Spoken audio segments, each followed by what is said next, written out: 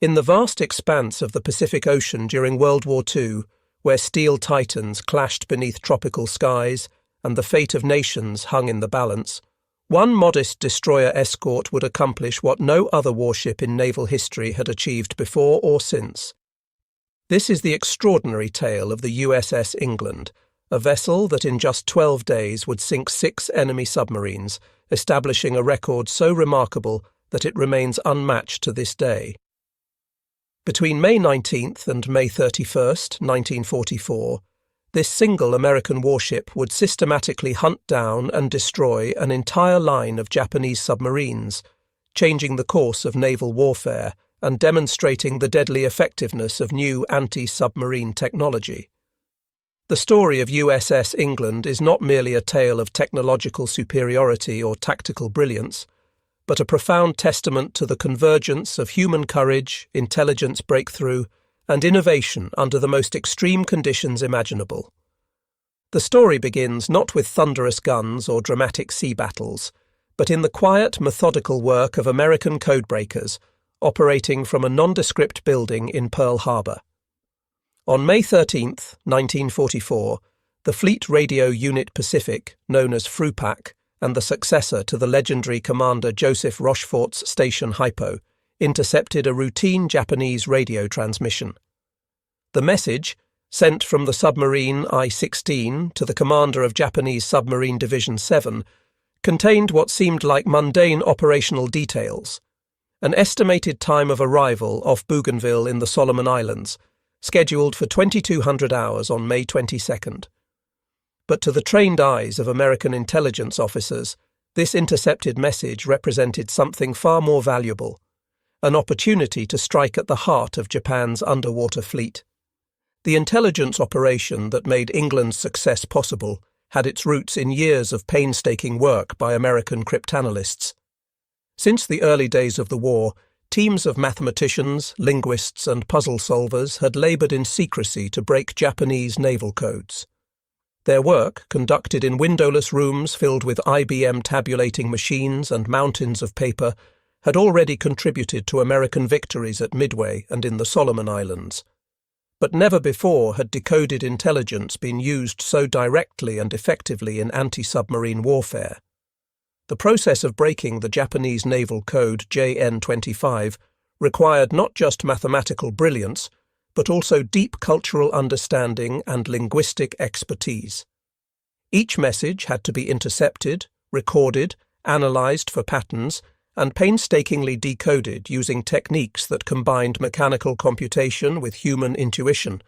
The decoded intelligence was immediately transmitted through secure channels to the Third Fleet, and from there to Commander Hamilton Haines, who commanded Escort Division 39 stationed at Tulagi in the Solomon Islands.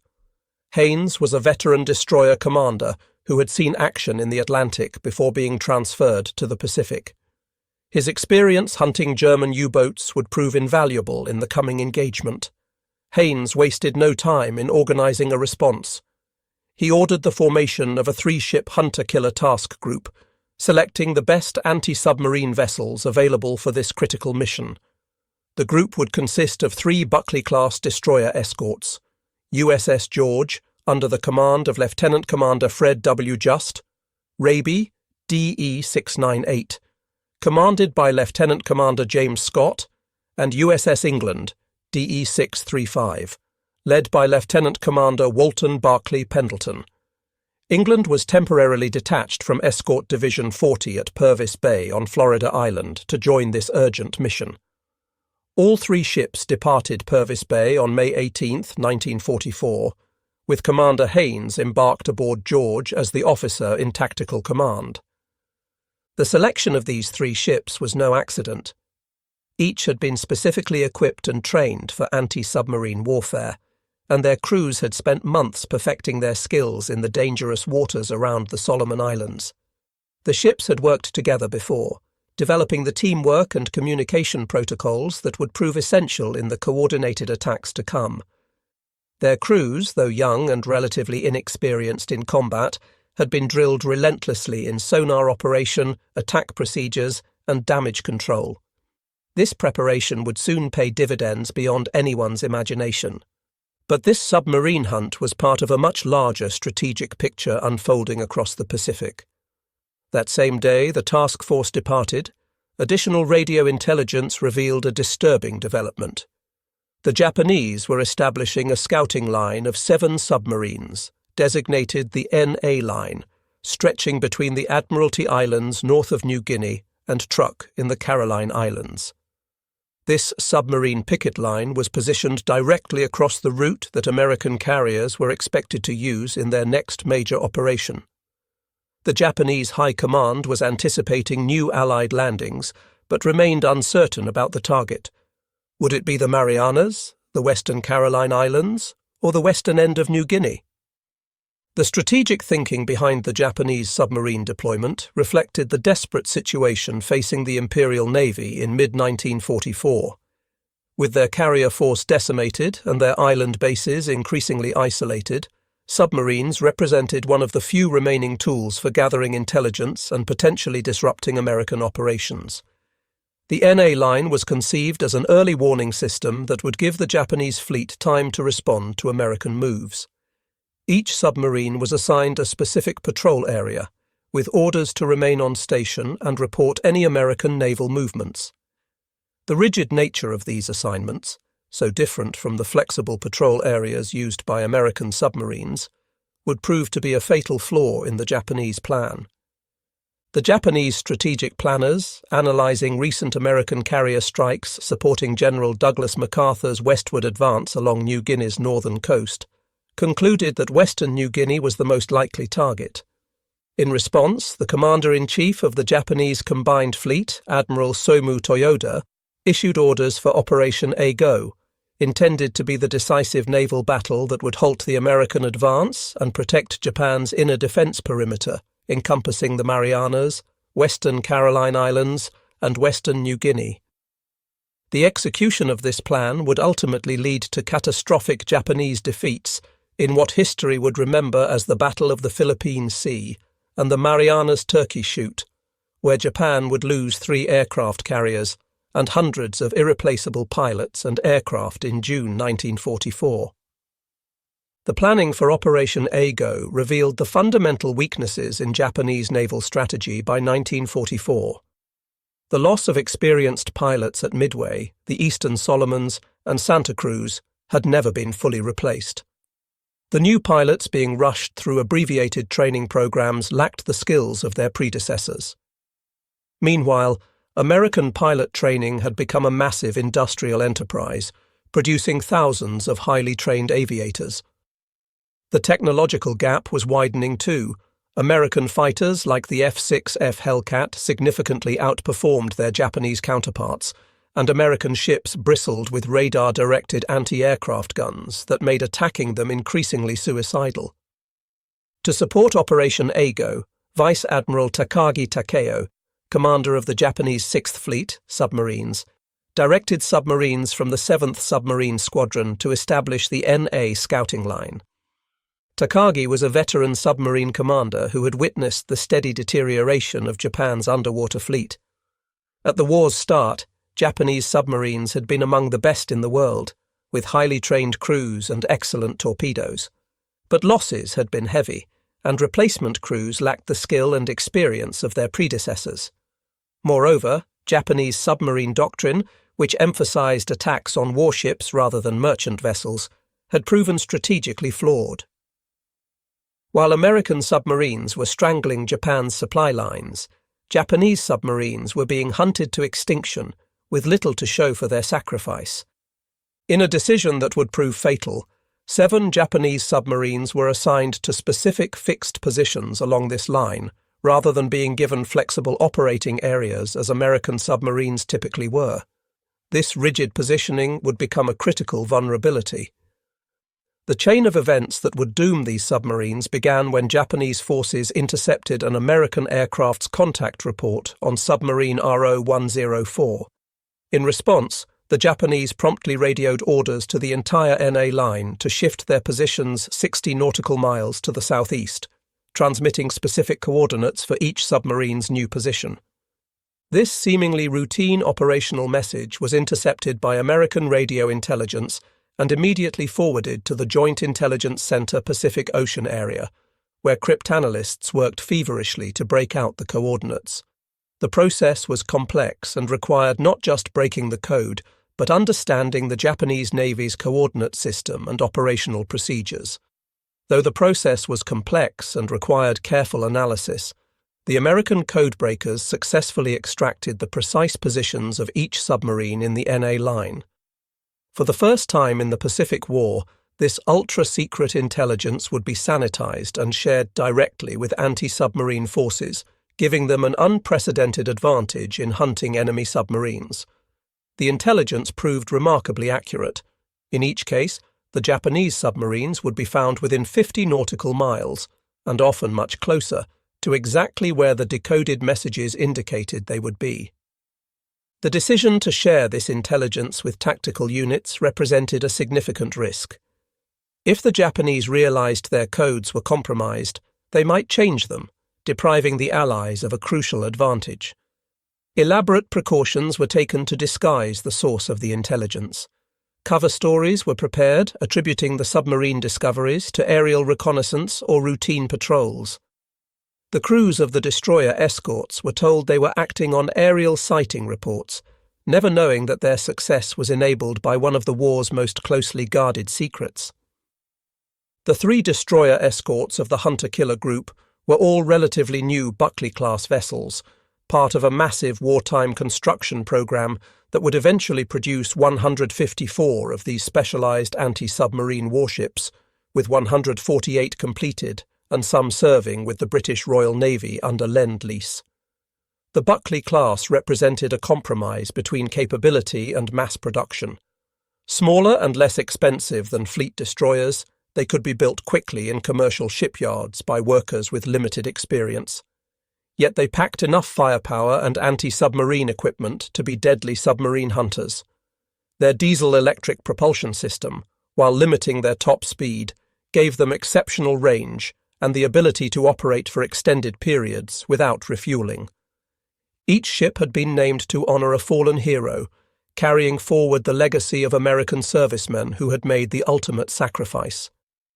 This naming tradition served not just to honor the dead, but to inspire the living. The crews of these ships knew they sailed under the names of heroes, and this knowledge instilled a sense of duty and determination that went beyond normal military obligation. USS George bore the name of Seaman Second Class Eugene F. George, who had been posthumously awarded the Navy Cross for his heroic actions as an anti-aircraft gunner aboard the heavy cruiser USS San Francisco during the brutal naval battle of Guadalcanal on November 12, 1942. The battle off Guadalcanal had been one of the most savage surface engagements of the war, fought at point-blank range in the darkness with ships firing at each other based on muzzle flashes and shadowy silhouettes. When a damaged Japanese G-4M Betty bomber, already aflame from San Francisco's anti-aircraft fire, deliberately aimed for the cruiser's gun positions in a suicide attack, Seaman George and his fellow gunners stood their ground, continuing to fire at the approaching aircraft until the very moment of impact. The bomber crashed into San Francisco's bridge structure, killing Admiral Daniel Callahan and his staff, but George and his gun crew never wavered. George and several other San Francisco gunners who died at their posts that day were awarded the Navy Cross, and ships were named in their honor.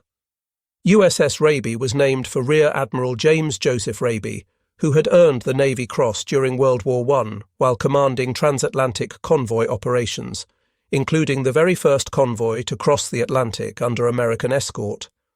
Raby had been a pioneer in anti-submarine warfare during the First World War, developing many of the tactics and procedures that were still in use. His experience had proven that convoys, properly escorted, could defeat the submarine menace.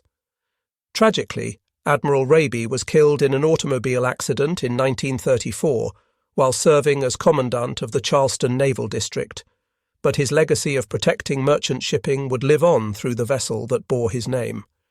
USS England carried perhaps the most poignant history of all. She was named for Ensign John Charles England, a young naval officer who had been killed during the Japanese attack on Pearl Harbor on December 7, 1941. England, just 4 days shy of his 21st birthday, had volunteered to work in USS Oklahoma's radio room that fateful morning, trading shifts with a friend so the other man could spend more time with his family when they arrived in Hawaii.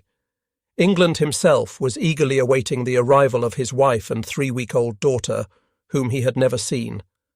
When Japanese torpedoes struck the battleship and she began to capsize, Ensign England initially escaped to the deck. The scene that greeted him was one of unimaginable chaos. Oklahoma was rolling over, trapping hundreds of men inside her hull. Oil-covered sailors were struggling in the water, some on fire, while Japanese aircraft strafed survivors. But remembering the men still trapped in the radio room below, England made a fateful decision. He returned to the sinking ship's interior. 3 times he descended into the capsizing battleship, each time successfully guiding a trapped sailor to safety through passages that were rapidly filling with water and oil. The ship's electrical system had failed, plunging the interior into darkness. England had to navigate by touch and memory, fighting against rushing water and the ship's increasing list. On his 4th attempt to rescue his shipmates, Ensign England disappeared into the Oklahoma's flooding compartments and was never seen again. He was one of 429 officers and men who perished aboard Oklahoma that day. The tragedy of USS Oklahoma was one of the most horrific of Pearl Harbor.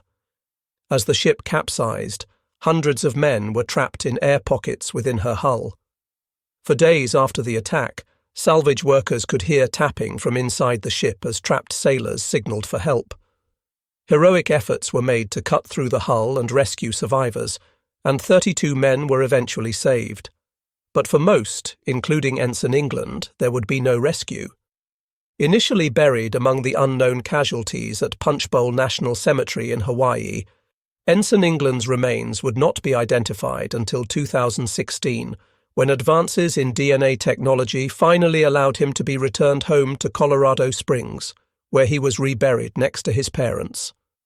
Though he received only a Purple Heart for his sacrifice, his extraordinary heroism in repeatedly risking and ultimately giving his life to save others would be commemorated through not 1 but 2 warships bearing his name, DE-635 and the later guided missile cruiser CG-22. The Buckley-class destroyer escorts were purpose-built submarine hunters, armed with 3 3-inch guns for surface action but optimized for anti-submarine warfare. Their main battery, while adequate for defense against aircraft and surface craft, was deliberately kept light to save weight and cost. The real striking power of these ships lay in their anti-submarine armament. Their arsenal included 1 triple bank of 21-inch torpedoes, 2 stern-mounted depth-charge racks, 8 K-gun depth-charge projectors that could hurl charges to either side of the ship, and most importantly, 1 Mark 10 Hedgehog anti-submarine mortar. It was this last weapon that would prove decisive in the coming battles. The development of specialized anti-submarine vessels like the Buckley class reflected hard-learned lessons from the Battle of the Atlantic. There, German U-boats had come perilously close to severing Britain's lifelines. The Allies had learned that defeating submarines required not just weapons, but also specialized platforms optimized for the task. These ships needed long range to escort convoys across vast ocean distances, good seakeeping abilities to operate in rough weather, and sophisticated detection equipment to find submerged submarines. The Buckley class incorporated all these requirements in a package that could be mass-produced in American shipyards. The Hedgehog represented a revolution in anti-submarine warfare, addressing fundamental flaws that had plagued submarine hunters since World War I. Developed by the British Directorate of Miscellaneous Weapons Development in 1941 and first deployed in 1942, the Hedgehog had only recently become widely available to American forces in late 1943. The weapons development had been driven by desperate necessity during Britain's darkest hours, when U-boats were sinking merchant ships faster than they could be replaced. The weapon consisted of 24 projectiles arranged in 6 rows of 4, mounted on a trainable platform that could fire them in an elliptical pattern, 200 to 300 yards ahead of the attacking ship. Each projectile weighed 65 pounds, with a 35-pound charge of TNT or Torpex explosive. The projectiles would be fired in a carefully timed sequence so that all 24 would impact the water simultaneously, creating a deadly pattern approximately 140 feet by 120 feet in area. The name Hedgehog came from the weapon's appearance when loaded. The spigot mortars protruding from the launcher resembled the spines of the small mammal. But there was nothing small about the weapon's impact on naval warfare. It represented a fundamental shift in how surface ships attacked submarines, solving problems that had bedeviled naval tacticians for decades. What made the Hedgehog revolutionary was its contact-fused warheads. Unlike traditional depth charges, which detonated at preset depths using hydrostatic fuses regardless of whether they were near a submarine, each Hedgehog projectile would only explode on direct contact with a solid object. This fundamental difference provided several crucial advantages that would prove decisive in the battles ahead. First, the success or failure of an attack was immediately apparent. If one or more projectiles hit a submarine, there would be explosions. If all missed, there would be silence. Ship commanders no longer had to wait 20 minutes or more, scanning the surface for oil or debris to determine if their attack had succeeded. The Hedgehog could be reloaded in approximately 3 minutes, allowing for rapid follow-up attacks if the first salvo missed. This quick reload time was critical. Submarines that survived the first attack often escaped during the long reload times required for traditional depth charge attacks. Second, and perhaps most importantly, the Hedgehog solved the problem of sonar blindness that had long plagued anti-submarine forces. Traditional depth charges created massive underwater explosions whether they hit their target or not, and these detonations would deafen the attacking ship's sonar for many minutes, creating sound disturbances that could take up to 15 minutes to dissipate. During this period of acoustic blindness, submarines could often escape undetected. The concussion from depth charges also created a barrier of turbulent water and air bubbles that reflected sonar pulses, making tracking impossible. With the Hedgehog, if the projectiles missed, there were no explosions to disturb the water, allowing the attacking ship to maintain continuous sonar contact and immediately set up for another attack. The psychological dynamics were also different. While depth charges created a terrifying barrage of explosions that could damage submarine morale even when they missed, potentially forcing submarines to surface or surrender, the Hedgehog was a silent killer. Submarines had no warning that an attack was underway until the projectiles were already in the water, taking about 7 seconds to sink to 200 feet. This gave submarine commanders no time to take evasive action. With traditional stern-dropped depth charges, experienced submarine captains could calculate when they entered the attacking ship's minimum sonar detection range and execute sharp evasive maneuvers to avoid the charges being rolled off the stern. Some submarine commanders had become so skilled at this that they could predict almost exactly when depth charges would explode and maneuver accordingly. The Hedgehog eliminated this tactical option entirely. Statistics from the war would later prove the Hedgehog's devastating effectiveness. British analysis showed that during World War II, an average of 60 traditional depth charge attacks were required to sink one submarine. In the early war period, this ratio was even worse, sometimes over 100 attacks per kill. With the Hedgehog, this ratio improved dramatically to approximately 1 submarine sunk for every 5 to 6 attacks, a 10-fold improvement in lethality. Although each Hedgehog projectile carried less explosive power than a standard depth charge, a direct hit from even a single projectile was usually sufficient to breach a submarine's pressure hull and send it to the bottom. The contact explosion against the hull was far more destructive than the pressure wave from a near-miss depth charge explosion, as the hull itself helped contain and focus the explosive force inward. The submarine I-16 that had triggered this hunt was no ordinary vessel but a veteran of 9 war patrols with a distinguished if ultimately tragic combat record. A Type C-1 submarine, one of the largest in the Japanese fleet, I-16 was 358 feet long and displaced 3,561 tons submerged. She was specially equipped to carry a Type A midget submarine mounted on her deck, and it was I-16 that had achieved a unique place in history by launching the very first midget submarine attack of the Pacific War. The story of I-16's role at Pearl Harbor illustrated both the innovation and the ultimate futility of Japanese naval special operations. The midget submarine program had been developed in great secrecy, with the tiny two-man craft intended to penetrate enemy harbors and deliver devastating torpedo attacks. 5 mother submarines, including RM-16, had carried midget submarines to Pearl Harbor, launching them in the pre-dawn hours of December 7, 1941. Under the command of Lieutenant Junior Grade Yokoyama Masaharu, I-16's midget submarine had been launched at 0042, several hours before the Pearl Harbor air attack, attempting to penetrate the harbor defenses and attack American warships from within.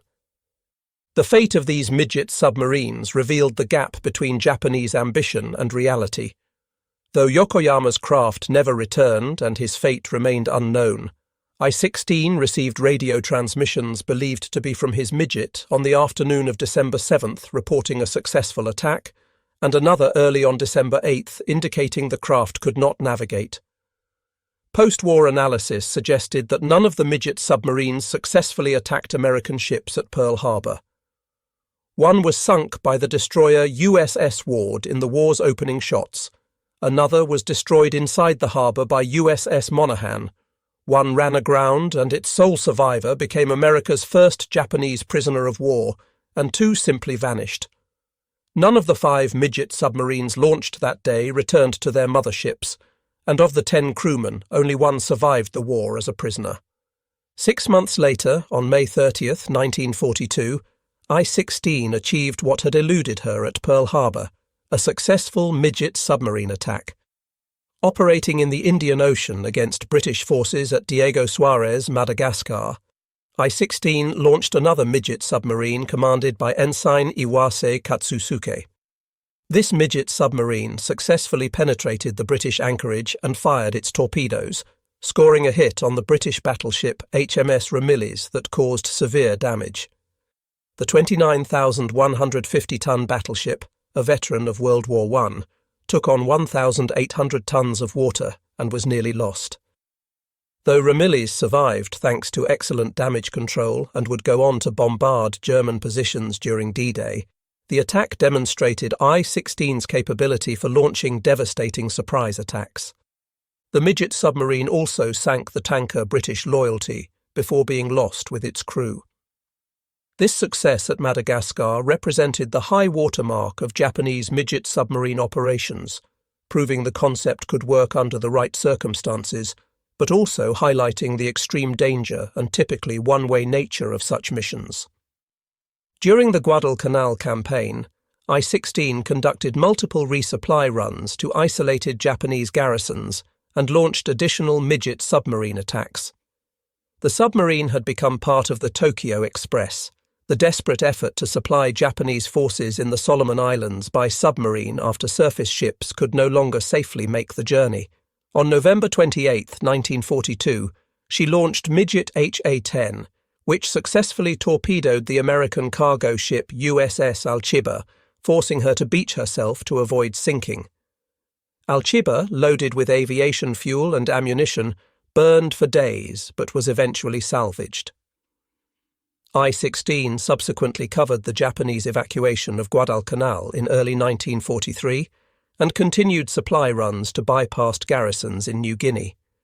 She had survived an air attack in December 1943 that caused light damage, but her luck was about to run out. The supply missions that I-16 and her sisters undertook represented the deteriorating Japanese strategic position. Once proud fleet submarines were reduced to carrying rice and medical supplies to starving garrisons on bypassed islands. Each mission meant running a gauntlet of American aircraft and warships for the dubious reward of delivering a few tons of supplies to troops who were ultimately doomed. It was a terrible waste of scarce submarines and trained crews, but the Japanese Navy's code of honor demanded that no garrison be abandoned while any means of supply remained. On May 14, 1944, I-16 departed Truk Lagoon under the command of Lieutenant Commander Takeuchi Yoshitaka, carrying a cargo of rice in 75-pound rubber bags intended for the starving Japanese garrison at Buin on Bougainville. The garrison there had been bypassed by American forces and was slowly being starved into submission, making supply runs by submarine their only lifeline. The 40,000 Japanese troops on Bougainville had been cut off since November 1943, and conditions had become desperate. Men were dying of starvation and disease daily, and incidents of cannibalism had been reported. But I-16's departure transmission, intercepted and decoded by American intelligence, had sealed her fate. The 3 American destroyer escorts were already converging on her predicted position. On the afternoon of May 19, 1944, an Allied reconnaissance aircraft, a consolidated PBY Catalina from a Navy patrol squadron, spotted I-16 on the surface north of Bougainville, confirming the intelligence that had brought the hunter-killer group to these waters. The submarine was running on the surface to recharge her batteries and make better speed toward her destination. Japanese submarines of this period suffered from relatively weak batteries and slow underwater speeds, forcing them to spend considerable time on the surface where they were vulnerable to aircraft and radar-equipped warships. The 3 destroyer escorts immediately formed a line abreast and commenced a coordinated sonar sweep of the area. This formation, with ships spaced at optimal sonar detection intervals, created an acoustic net that few submarines could escape. At 13:35 hours, England's sonar operator, a young sailor from Iowa who had never seen the ocean before joining the Navy, reported contact with a submerged submarine.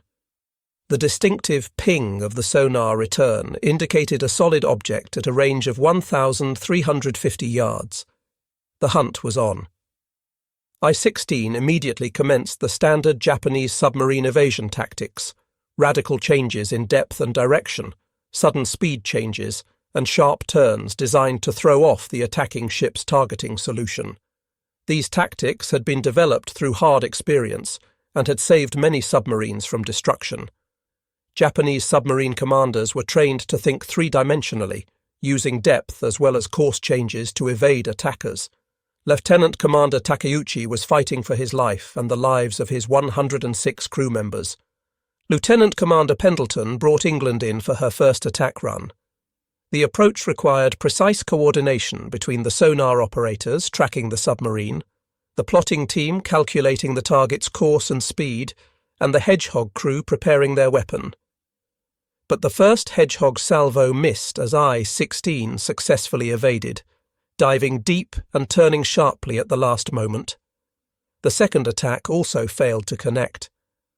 I-16 was using every trick in the book, releasing bubbles to create false sonar targets, changing depth rapidly to throw off range calculations, and making radical course changes that pushed the submarine's hull to its structural limits.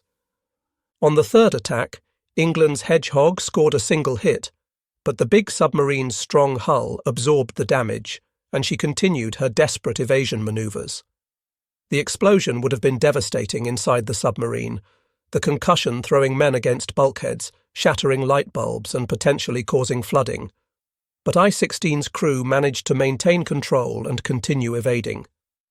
Japanese damage control training was excellent, and submarine crews were drilled relentlessly in dealing with battle damage.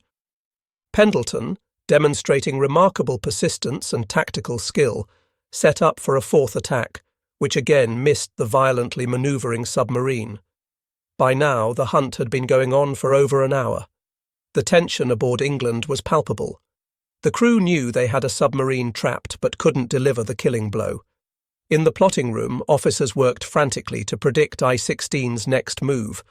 The sonar operators strained to maintain contact as the submarine dove deeper, approaching the thermal layers where temperature differences in the water could hide it from sonar. But on the fifth attack run, England's Hedgehog crew had learned from their previous attempts. They had noticed patterns in Clow 16's evasion tactics, a tendency to turn to port when diving, a preference for certain depth bands. At 14:35 hours, multiple projectiles found their mark, and the ocean erupted. The massive underwater explosion that followed was so powerful it lifted England's stern completely out of the water, throwing men to the deck and rattling the entire ship. The explosion was heard and felt on the other destroyer escorts thousands of yards away. 20 minutes later, oil and debris began rising to the surface. Rice bags, pieces of wood, cork insulation, and other unmistakable evidence that I-16 had been destroyed. Among the debris were personal effects, a sailor's cap, pages from a Japanese book, a wooden sandal, poignant reminders of the human cost of war. The submarine that had launched the first attack at Pearl Harbor was gone, taking all 107 officers and men, including Lieutenant Commander Takeuchi, to their deaths. They had died in the service of a lost cause, carrying rice to a garrison that would surrender anyway when the war ended. Meanwhile, the 7 submarines of the NA line had departed Saipan around May 17, 1944, to take up their assigned positions. The departure had been marked by a ceremony attended by Vice Admiral Takagi himself, who exhorted the submarine commanders to do their duty for the Emperor. Each captain received a ceremonial cup of sake and a white headband inscribed with patriotic slogans. They knew the odds against their survival were high. American anti-submarine capabilities had improved dramatically since the war's early days. All 7 were RO-class boats, Type RO-100 submarines that were much smaller than I-16. Originally designed for coastal defence, these 760-ton boats were armed with 4 torpedo tubes in the bow, carrying 8 torpedoes total, plus a 76mm deck gun. The design reflected pre-war Japanese naval thinking that emphasized quality over quantity, resulting in submarines that were well built but too few in number and lacking the mass production advantages that made American submarines so effective. Most were equipped with Type 22 radar detectors, but lacked radar themselves, making them poorly suited for the reconnaissance mission they had been assigned. Their job was to spot American carrier forces and report their movements, but without radar, they would have to spend dangerous amounts of time on the surface using visual lookouts. Of the 20 Type RO-100 submarines Japan would build during the war, not a single one would survive to see the surrender. The first submarine of the NA line to meet its fate was RO-106. This submarine had already compiled a notable war record. On July 18, 1943, during operations in the Solomon Islands, RO-106 had torpedoed the American tank landing ship LST-342 in Blanche Channel near New Georgia. The torpedo detonated the LST's ammunition stores, causing a catastrophic explosion that blew the ship in half. The stern section sank immediately, while the forward section remained afloat long enough to be towed to shore. Among the 121 men killed were the ship's entire mess division of African-American stewards and cooks, as well as the renowned artist Lieutenant Commander McClelland Barclay, who had created many of the war's most famous recruiting posters before volunteering for combat duty. RO-106 had survived serious damage from airdropped depth charges in October 1943 and returned to service after repairs. In the pre-dawn darkness of May 22, 1944, at 0350 hours, George's radar operator detected a surface contact that proved to be RO-106. The submarine was running on the surface, recharging batteries under the cover of darkness, a necessary but dangerous operation that left submarines vulnerable to radar-equipped enemies. George illuminated the submarine with a 24-inch searchlight, catching her completely by surprise. Her E-27 radar detector had failed to function, leaving her blind to the approaching destroyer escort.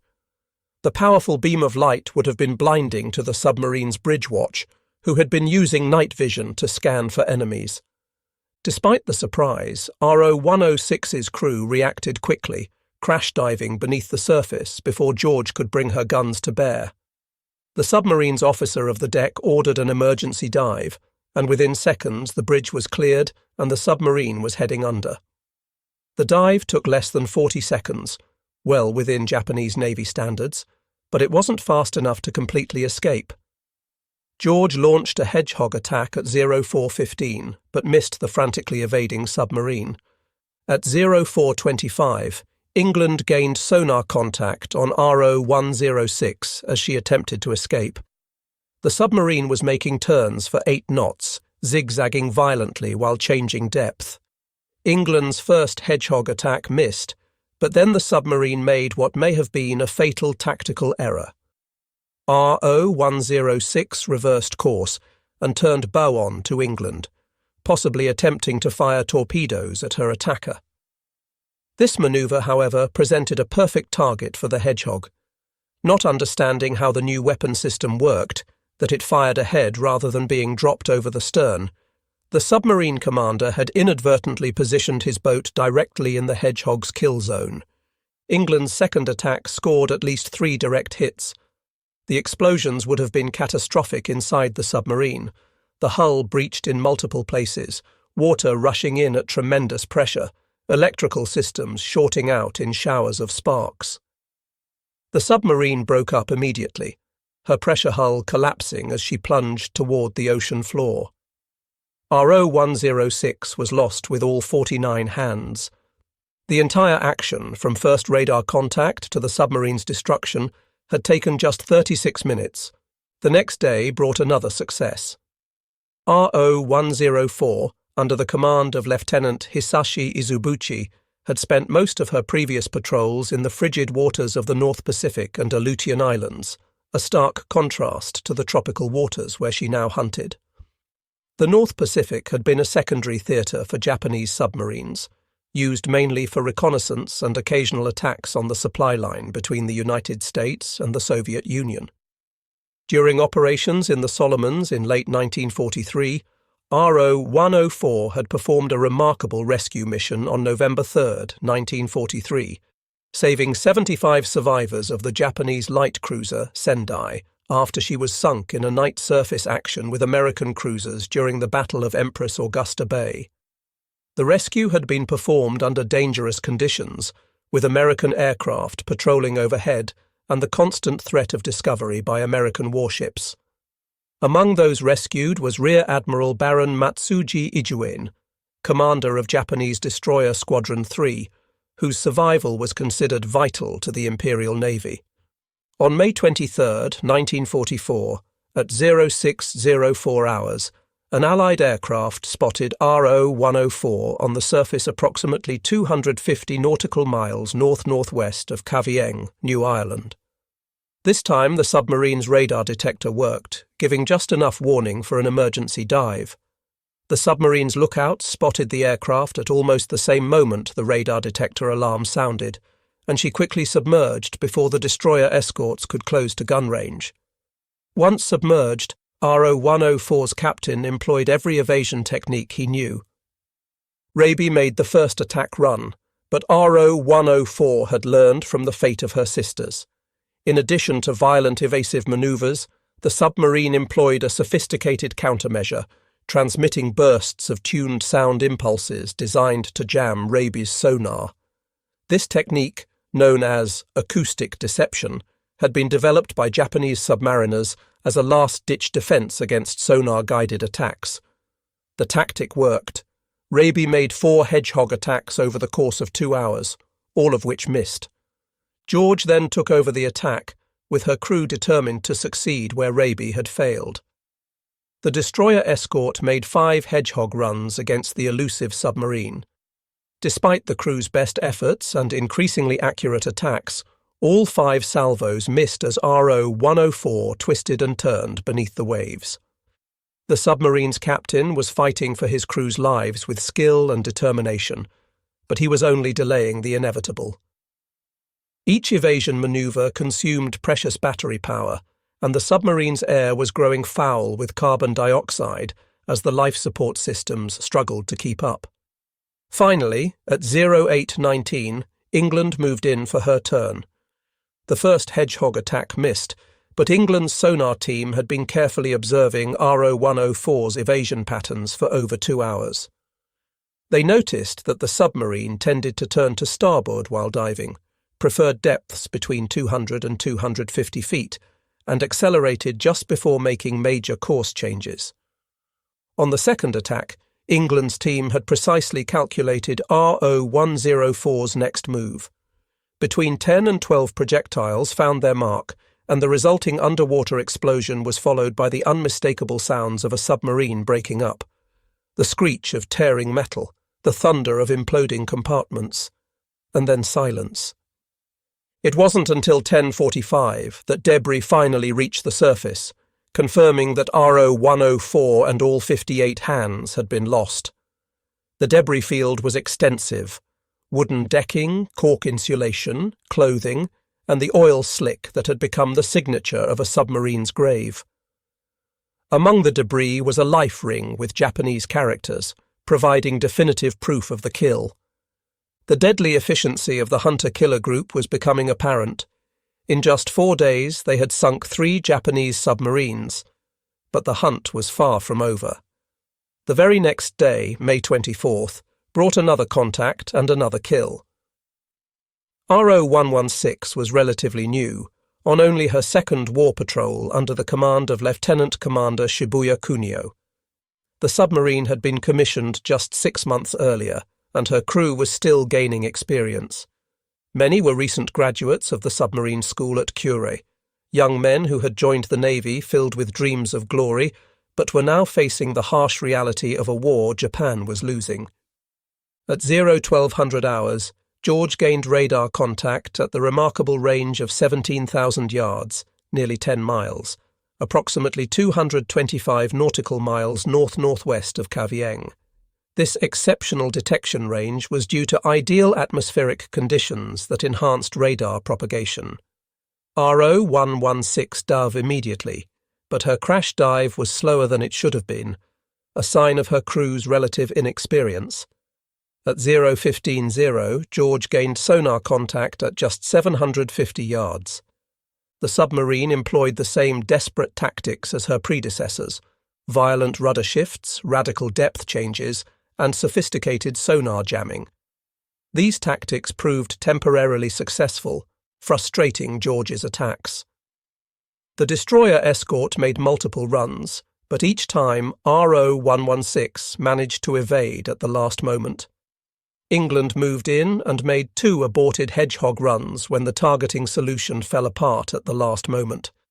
The submarine was fighting hard, but her crew's inexperience was beginning to show. Their evasion patterns were becoming predictable, and they were slow to respond to the attacking ship's manoeuvres. But on the third attempt, England's crew had RO-116's number. At 0214, at least 3 projectiles struck home. The submarine's destruction was swift but oddly quiet. There were none of the massive secondary explosions that had marked previous kills. This suggested that RO-116's torpedoes had not detonated, possibly because the hits were in areas away from the torpedo room, or because safety procedures had prevented sympathetic detonations. RO-116 simply broke apart and sank, taking all 56 hands with her into the depths. 2 days later, on May 26th, the hunter-killer group found RO-108, commanded by Lieutenant Obari Kenichi. This submarine had already proven herself dangerous to American forces. On October 3, 1943, RO-108 had fired a spread of 4 torpedoes at 3 American destroyers that presented an overlapping target in Huon Gulf off New Guinea. It had been a textbook attack. RO-108 had detected the destroyers by their sonar pinging, manoeuvred into perfect position, and fired a spread that gave maximum probability of hits. USS Smith detected the torpedo wakes and successfully evaded, her captain ordering emergency speed and full rudder to comb the wakes. But USS Henley was not so fortunate.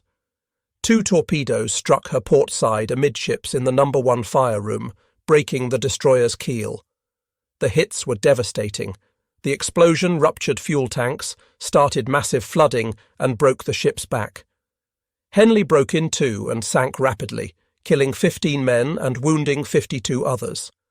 Smith and USS Reed counterattacked, but RO-108 escaped, diving deep and running silent, while the Americans dropped depth charges in her wake. Later, on December 17, 1943, RO-108 was caught on the surface by a PBY Catalina flying boat while recharging her batteries. The aircraft's attack with depth charges caused serious damage, and the submarine went down by the stern, taking on water through damaged hull plates. But somehow her crew managed to save her through heroic damage control efforts, working in flooded compartments to shore up bulkheads and patch leaks. She returned to service after months of repairs at Truk. At 23:03 hours on May 26th, Raby gained radar contact on RO-108 at 15,000 yards, approximately 110 nautical miles northeast of Seidler Harbour at Manus Island. England also gained radar contact before the submarine Dove. Once submerged, England gained sonar contact at 1,650 yards. The submarine was making maximum submerged speed, trying to open the range before the destroyer escorts could attack. Raby was vectored in for the first attack, but her Hedgehog salvo missed. The submarine had turned inside Raby's attack run, a manoeuvre that required precise timing and steady nerves. At 23:23, England commenced her attack run. This time there would be no prolonged hunt. England's Hedgehog scored between 4 and 6 hits on the first salvo. The multiple explosions would have torn RO-108 apart instantly. The submarine's hull, already weakened by her previous battle damage, couldn't withstand the multiple direct hits. RO-108 went down with all 53 hands. By now, Japanese naval intelligence was becoming alarmed. On May 27, 1944, the Japanese Sixth Fleet intercepted and decoded American naval communications, indicating several submarines had been sunk north of the Admiralty Islands. The American reports were described by Japanese intelligence as increasingly jubilant in tone. The Japanese Radio Intelligence Service, though not as successful as its American counterpart, was still capable of intercepting and partially reading American communications. Warning messages were immediately transmitted to the remaining submarines of the NA line. The messages were sent on multiple frequencies and repeated several times to ensure reception. RO-112 received the warning and immediately cleared the area. She would survive only to be sunk by USS Batfish off Luzon on February 11, 1945, with the loss of all 61 hands. RO-109 also received the warning and escaped the killing zone, though she too was living on borrowed time. She would be sunk by the destroyer transport USS Horace Base off Okinawa on May 7, 1945, with all hands lost. But RO-105, under the command of Lieutenant Junichi Inoue, either never received the warning or, for reasons that will never be known, chose to remain at her assigned position. Perhaps her radio was damaged, or perhaps her captain felt duty-bound to maintain his station regardless of the danger. The submarine had sortied from Saipan on May 14, 1944, with the commander of Japanese Submarine Division 51, Captain Ryanosuke Kato, embarked, adding even more pressure to remain on station. The presence of a division commander aboard would have made it virtually impossible for Lieutenant Inoue to abandon his patrol area without explicit orders. During previous patrols, RO-105 had several close calls. On August 12, 1943, she had narrowly avoided 2 torpedoes fired by USS Tarpon in a stern shot through violent evasive action. The American submarine had achieved perfect firing position, but RO-105's lookouts had spotted the torpedo wakes just in time. In September 1943, she had fired torpedoes at the light cruiser USS Columbia, but missed when the cruiser detected the torpedoes and evaded. She had also rescued several downed Japanese aviators at various times, earning the gratitude of the Naval Air Service. These rescues were dangerous operations, requiring the submarine to surface in daylight near enemy-controlled territory. After sinking RO-108, the 3 destroyer escorts had to replenish their heavily depleted stocks of Hedgehog projectiles. They proceeded to Seidler Harbour at Manus in the Admiralty Islands, where they quickly loaded ammunition and supplies. The replenishment was done with urgency. Everyone knew there were still enemy submarines out there, and every hour spent in port was an hour the submarines could use to escape or attack American forces. Upon departing, they joined a larger hunter-killer task group that had arrived in the area, centered on the escort carrier USS Hoggett Bay, and including the destroyers USS Hazelwood, USS Heermann, USS Hole, and USS McCord, plus the destroyer escort USS Spangler. The arrival of the carrier group added air power to the hunt, with Hoggett Bay's aircraft able to search vast areas of ocean and vector surface ships to submarine contacts. During the night of May 30th to 31st, Hazelwood gained radar contact on what would prove to be RO-105. The submarine immediately dove and commenced evasive maneuvers that would continue for the next several hours in one of the most prolonged submarine hunts of the war. RO-105's captain pulled every trick in the book in his desperate fight for survival. The submarine discharged debris to create false sonar targets, released oil slicks to simulate damage, and executed maneuvers so violent that they pushed the boat's hull to its structural limits. The hunt continued through the night, with multiple ships taking turns attacking. Hazelwood gained sonar contact and dropped conventional depth charges, the explosions sending geysers of water high into the air, but without apparent effect on the submarine. The depth charges were set for various depths, trying to bracket the submarine, but RO-105 managed to avoid lethal damage. George made several Hedgehog attacks and may have scored 3 hits with 1 salvo, yet incredibly, the submarine continued manoeuvring and fighting. The hits would have caused damage and casualties aboard RO-105, but her crew managed to maintain watertight integrity and continue evading. Japanese submarines were strongly built, with multiple watertight compartments that could allow them to survive significant damage. As dawn broke on May 31st, Spangler and England joined the attack. The sunrise revealed a calm sea with an oil slick marking where the submarine had been hit, but RO-105 was still fighting. Spangler's Hedgehog attack missed when the submarine made a radical turn at the last moment. At this point, Commander Haynes, still aboard George, transmitted a message that would become part of naval legend. "Oh hell, go ahead, England." It was both an acknowledgement of England's superior success rate and the expression of frustration at the submarine's stubborn refusal to die. England's crew, who had been watching their sister ships attack without success, were eager for their chance. England's attack was devastating. Her crew had been observing RO-105's evasion patterns all night and had noticed subtle patterns, a slight hesitation before major turns, a preference for certain depth bands when under attack. At 0736, the Hedgehog salvo triggered a massive underwater explosion that dwarfed even the spectacular destruction of I-16. Between 6 and 10 projectiles found their mark, and the resulting detonations were followed by secondary explosions as RO-105's own torpedoes detonated. The violence of the explosion was extraordinary. A column of water shot hundreds of feet into the air, and the shock wave could be felt through the hulls of ships miles away.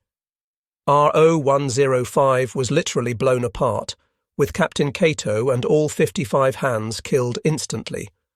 The oil slick that rose to the surface spread for miles, mixed with debris that included recognizable pieces of the submarine's hull, wooden decking, and personal effects of the crew. It was a grim reminder of the totality of destruction that modern naval warfare could inflict. In just 12 days, from May 19th to May 31st, 1944, USS England had sunk 6 Japanese submarines, a feat unparalleled in the history of anti-submarine warfare. The achievement was all the more remarkable considering that England was not a powerful destroyer, but a modest destroyer escort, and that she was just 5 months out of the shipyard on her first war patrol. The statistics spoke for themselves. Of the 7 submarines assigned to the NA line, 6 had been destroyed, with 5 of them falling to England's Hedgehog. Only RO-109 had escaped, and she would meet her fate less than a year later off Okinawa. The impact of England's success rippled far beyond the immediate tactical victory. Upon learning of the achievement, Chief of Naval Operations Admiral Ernest J. King sent a message that carried the weight of a promise. There'll always be an England in the United States Navy. The message was both a recognition of the ship's unprecedented achievement and a tribute to Ensign John C. England, whose heroic sacrifice at Pearl Harbor had inspired the crew. The crew of England was awarded the Presidential Unit Citation, one of only 3 destroyer escort crews in World War II to receive this honour. The citation read in part, "For extraordinary heroism in action against enemy Japanese submarines in the Pacific War area from May 19th to 31st, 1944, the USS England's brilliant performance in this vital mission contributed materially to the successful operations of our forces and upheld the highest traditions of the United States Naval Service." Lieutenant Commander Pendleton received the Navy Cross for his leadership during the submarine killing spree, though many historians have noted that his executive officer, Lieutenant John A. Williamson, deserved equal credit for the ship's remarkable tactical proficiency. Williamson had been the one conducting endless drills, refining attack procedures, and maintaining the crew's edge during long months of routine patrols. His contribution to England's success would be recognised when he later assumed command of the ship. The strategic implications were even more significant than the Navy leadership initially realised. The loss of the NA line submarines initially convinced Japanese naval commanders that a large American force had passed through the area en route to the Western Carolines or Western New Guinea, rather than the actual target, the Mariana Islands. This misinterpretation caused Admiral Toyoda to delay and misdirect the execution of Operation Ago. Japanese fleet units wasted precious fuel moving to the wrong positions, and by the time they realized their error and repositioned to defend the Marianas, it was too late. The American invasion of Saipan began on June 15, 1944, catching the Japanese fleet out of position. The resulting Battle of the Philippine Sea, fought on June 19 to 20, 1944, saw the destruction of Japanese naval aviation as an effective force. In what American pilots called the Marianas Turkey Shoot, over 400 Japanese aircraft were shot down against minimal American losses. 3 Japanese carriers were sunk, and the myth of Japanese naval aviation superiority was permanently shattered. The loss of the Marianas also brought American B-29 bombers within range of the Japanese home islands, sealing Japan's fate. Although the US Navy attempted to keep England's success secret to protect the source of the intelligence that had made it possible, Japanese naval intelligence correctly deduced that the loss of the submarines was due to American radio intelligence. Internal Japanese reports acknowledged that their codes had been compromised, yet incredibly, they persisted in believing that their main naval codes remained secure. This denial would cost them dearly in the remaining year of the war, as American codebreakers continued to read Japanese messages and direct American forces to intercept Japanese ships and submarines. The story of USS England ultimately transcends its specific historical moment to become something universal, a testament to human ingenuity, courage, and determination in the face of mortal danger. It reminds us that in the darkest hours of conflict, when nations clash and the fate of millions hangs in the balance, ordinary people can rise to meet extraordinary challenges and, in doing so, write their names indelibly in the annals of history. The crew of USS England did exactly that in May 1944, and their achievement will be remembered as long as naval history is studied and tales of courage at sea are told.